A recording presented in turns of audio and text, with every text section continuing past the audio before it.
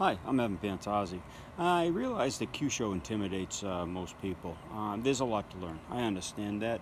And even these videos here on YouTube, I see that I get a lot of views on techniques, knockouts, applications, things like that. But when it comes down to talking about things like the vagal nervous system or the central nervous system or autonomic nerves or whatever, the more medical and anatomical discussion it is, there's fewer viewers, and that's because it's intimidating to most people. There's big words, okay? There's things that are inside our bodies that we understand are there, but we haven't taken the time to learn. And it really confuses me because as a human, what's more important than understanding the human? Everybody can read up on cars or space programs or whatever scientific thing it is, but when it comes to their own body, their own health, their own functionality, they tend to shy away. Again, it's kind of a scary realm to go into. And I understand that fully, but the real knowledge is going to come from these little discussions on vagus nerves, blood structures, the hydraulics, the electrics, the structurals of the body. These are the important ones, okay, if you really want to learn Kyusho. I know there's a lot of people out there too, especially in the Kyusho world, that want to learn a trick or two for their dojo and make a seminar out of it. I just saw a video today. Someone took my asthma relief process and is calling it his own. All right, and telling people how to relieve people with asthma. He was in my organization a long time ago. That's what you deal with, I guess, and it's okay. If he helps one person help another person with an asthma problem, then it's all good. It's funny. But anyway, yeah, it's an intimidating subject.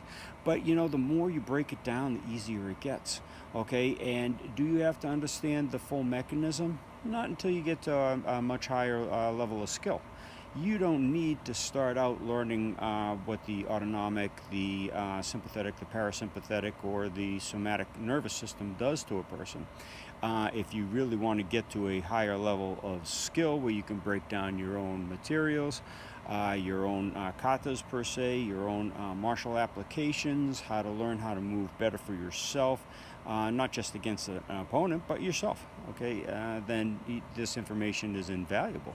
And it's always going to be here, so I guess when you reach a certain level of the Kyusho, learning all the little tricks and some knockouts, so you can set your mind to a deeper education rather than just the exterior or show of it, then they're always going to be here for you to work with and learn. So if you have the time, take a little time and listen to these things in depth, and all the techniques that you see performed that have such great viewings, you'll learn what makes them work, okay? And therefore, once you learn how something works, you can duplicate it easier. You can duplicate it better, not just that one thing, but anything. So that's what these talk videos are all about. So don't be intimidated by the Kyusho and these deeper discussions on the body.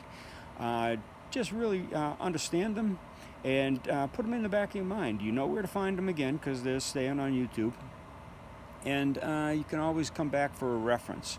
And if you want a much larger reference, you should go to Kyusho.com. I've been working on that website since before 2000. So there's 19 years of work in there. It's like an encyclopedia. Every week I have at least one blog that goes out. There's information galore. There's a forum for discussion where you can ask your questions on this video or any video, or you can just ask your questions below. I've been answering. And go from there, and you can get a real education. There's about 100 videos on the website that you can access that shows you everything. And it's funny because a lot of people don't understand that everything in Kyusho has been shown that we know. It's just hard to pick out and hard to understand until you get a higher level of skill, and then you start to see little details. And I hear this from my high-level instructors all the time, that once they go back and they rewatch a film with their new level under belt, they understand what's being shown actually, okay, and not just the superficial showing, not just the little tricks to make someone fall down, okay, but the deeper workings of it. So they're free to explore their own arts.